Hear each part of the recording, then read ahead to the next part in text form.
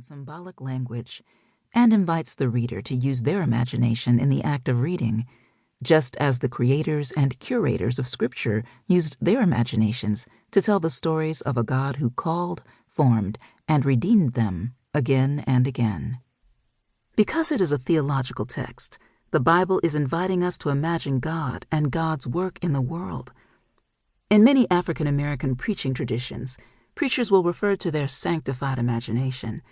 It's a signal to the audience that they are following the text's invitation to engage the text imaginatively, to see themselves in the story, and to apply the tenets of the text to their current situation.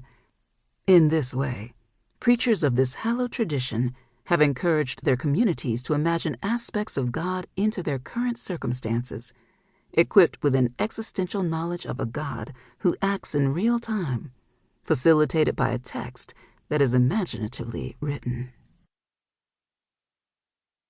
The Old Testament. Part 1.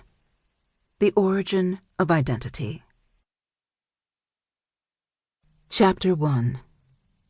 Genesis. From the beginning, the Bible presents itself to us as a diverse and multi-voiced text. It all begins with two versions of the creation story in Genesis, chapter 1, verse 1 through chapter 2, verse 4a, and chapter 2, verse 4b, through chapter 3, verse 24. The creation accounts are a part of the first section of Genesis, known as the primeval history, in chapters 1 through 11. These first 11 chapters are mythic in genre and proportion. They describe the origin of the created world, the first humans and their families, and the events that started things on their trajectory to the world we know in the time of the compilers and editors.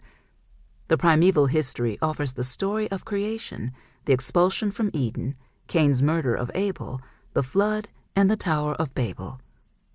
The narrative units are held together by a string of genealogies, which carry the narrative from Adam and Eve to Terah in the land of Haran.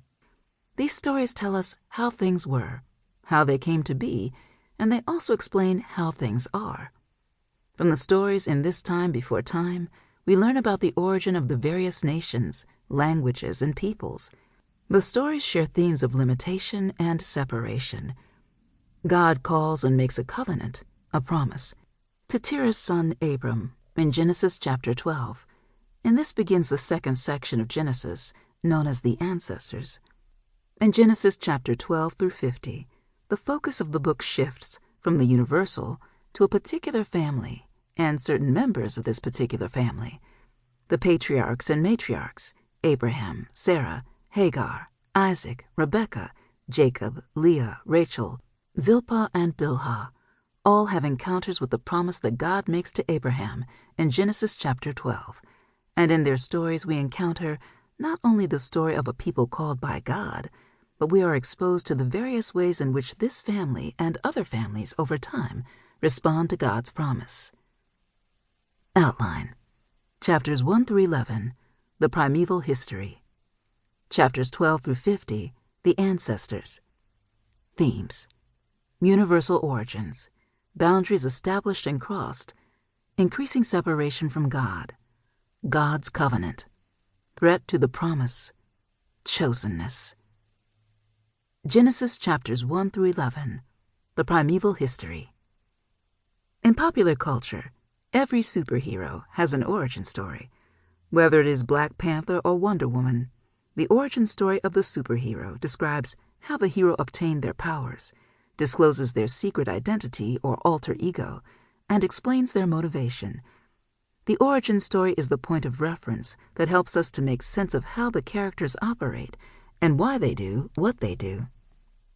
The first 11 chapters of Genesis are known as the primeval history, and they are our origin stories. They take place in that time, which is distinct from this time. And like present-day origin stories, they are our point of orientation, answering the questions of who we are, where we come from, and what it means to be human with all our strengths, limitations, and motivations. The origin stories in the Bible are overtly theological. God plays a dominant role as the creator, and humans, the creation, play a significant role in the tale.